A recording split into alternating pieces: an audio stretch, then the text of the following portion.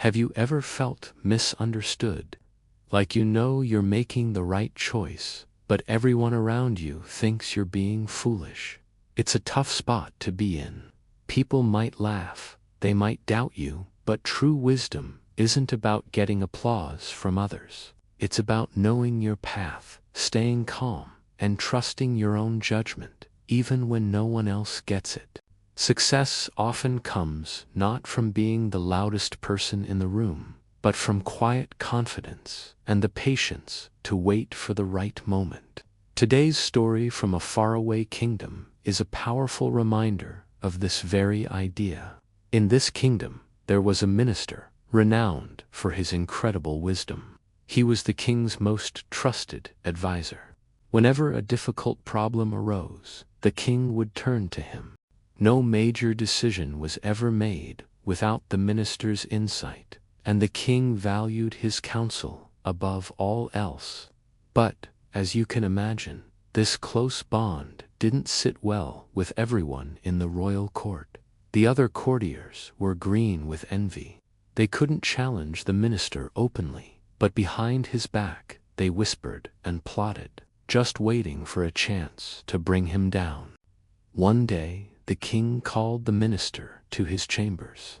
"My dear minister," the king began, "you are a man of great wisdom, but I must say, your son, he seems quite foolish. I don't think he understands a thing." The minister was stunned. "Your Majesty, what makes you say that?" he asked, his heart sinking a little.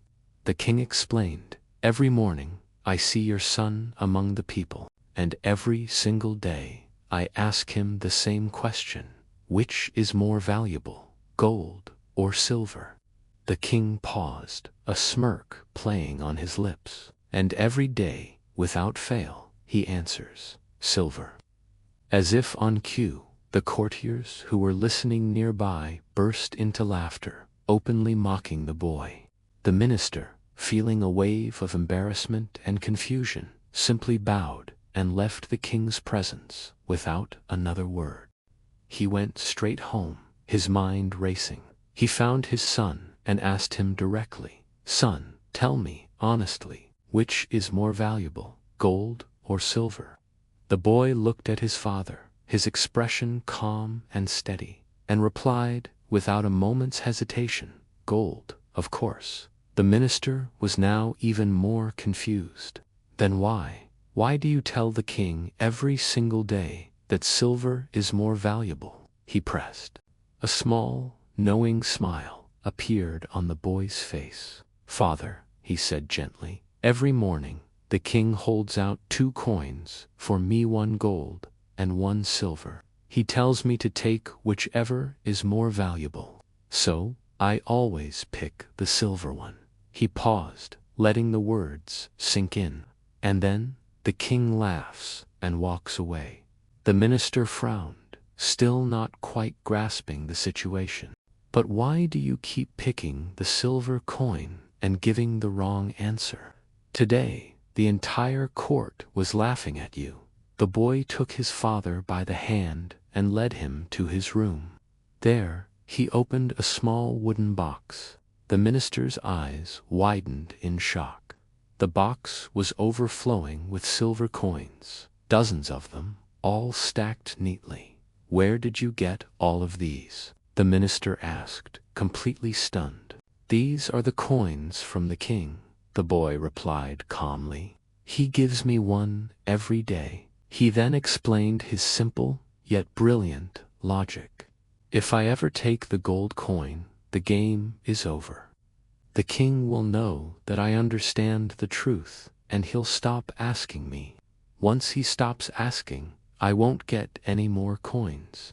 I would rather earn a silver coin every day for a long time than take 1 gold coin just once and lose everything."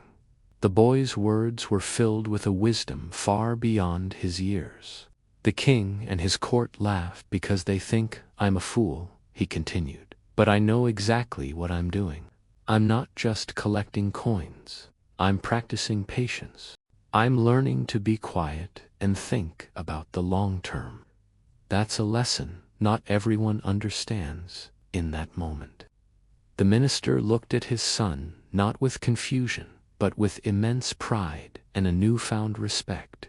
He finally understood. Sometimes true intelligence can look like foolishness to the outside world. The truly wise don't need to shout their intelligence from the rooftops.